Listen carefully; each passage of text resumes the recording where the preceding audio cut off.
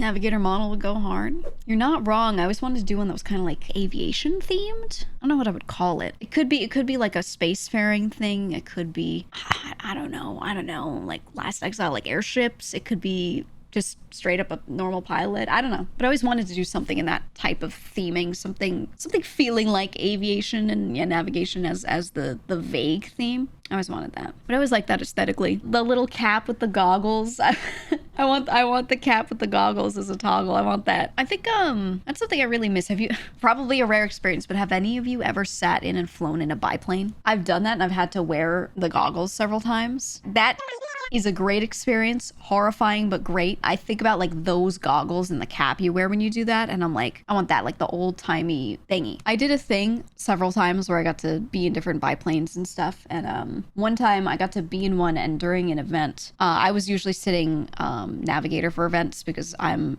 smaller, so it's easy for me to like fit stuff in the seat with me. So what we would do is we would have like confetti and fly low and then like throw it down at people, because in a biplane you're not protected, so you don't actually really go that high. You don't go like to crazy high altitudes because you're not in a closed cabin. So when you would do like events relating to historical stuff, relating to like all these different things, you sometimes use a biplane just to show off the old aircraft. And then on top of that, we would often like throw stuff. This might be a little morbid, but sometimes you'd simulate like the little bomb drops, but like in a celebratory way, and you'd drop like confetti and things. So I've done that several times. I would usually sit navigator for it because we could fit more stuff in the seat because I didn't take up that much room. And I didn't weigh a ton, so it was easy to like put a bunch in there with me, and we would throw the quote unquote bombs out. And there was this one dude I went into a biplane with, and he was piloting, and he was very old, and he was a Vietnam War vet. Oh my god, this dude.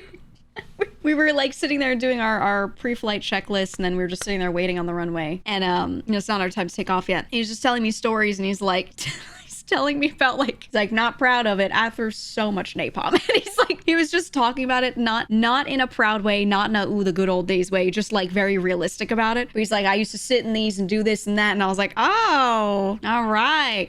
Genuinely fascinating to hear someone talk about who was just sitting there and was like, yeah, I used to do this shit, because like that, he flew one of those for so many hours, in the war and everything. But like, I was just like, oh, cool. Wow. It's fascinating, but very, he was very desensitized. And obviously he was definitely not proud of it, but like, it was interesting is how I'll describe it. They mentioned what plane they flew out of interest. He mentioned a few different models. I don't remember what exactly he spent like the most time in or anything. And he usually wouldn't say exactly the model every time. He would like slap it and be like, oh yeah, one like this, but it had more of this thing on it. He would be more descriptive. More stories always trip to your first hand. Always, always, always. He was great though. He was great. Girl neighbor was a war vet. They're so desensitized. They used to talk about stacking bodies like they were bricks. Yeah, you do get desensitized. The reason why a lot of things are shocking to you as a human is because you just haven't seen it yet. You haven't been exposed to it yet, but it's just a thing that happens. I won't say it's good or bad or anything. It's just a thing that happens when you get exposed to something good or bad or anything a lot. You get desensitized, right? That's just part of it. It's a coping mechanism for some. Oh, for sure.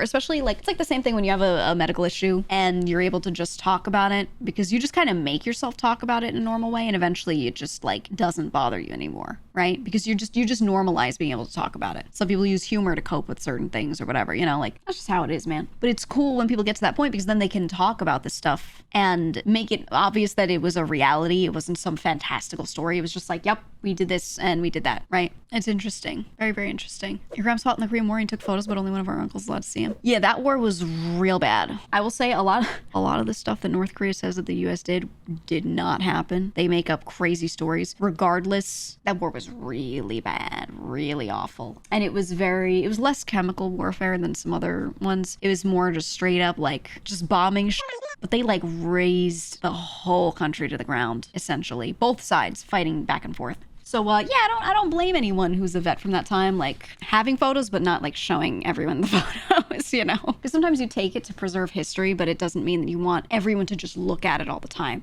For sure. for sure. Whereas where not many people really understand what that means. Yeah, I've spent so much time around a lot of war vets, a lot of people who were in military, etc. And I've heard so many stories, and I'm very close to a lot of people that were in a lot of different wars back in the day. And yeah, I've just heard so much. I've heard so much. And there are also plenty of people that don't want to talk about it. But if you talk about a like related topic, sometimes they'll tangentialize on it. Yeah, I always spent a lot of time with a lot of friends that were war vets or are war vets, for those that are still around. And yeah, I always did a lot with them. And I feel like there's a lot to learn from them, because like a lot of those people kind of don't talk about these things to their families because they want that to be like a place that's away from that stuff, you know? But if you catch them and you're just a random person who's just interested in these things and might be able to talk about some related stuff, maybe you know something about ships and about naval anything, right? You know something about aviation, then you can kind of be able to talk to them more about it because they're seeing that you're taking a genuine interest. You're not just morbidly curious, right? So you get to hear a lot of really interesting stuff. The vets you knew would all use humor to cope. Quite a lot of them do. Quite a lot of them do. I had one family friend that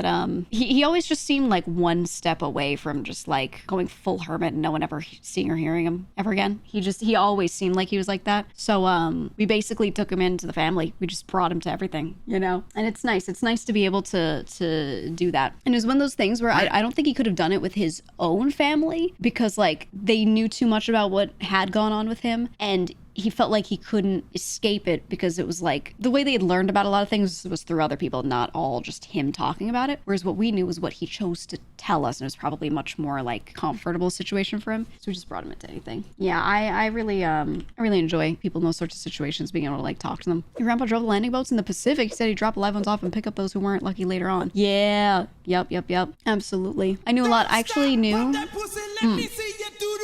Since we are on the topic, it's been 10 years to the day I've been out of the army. Yeah, you're a vet as well. I have a Vietnam vet mentor. Ooh. And a few friends that were in mortuary affairs. Talk about graveyard humor.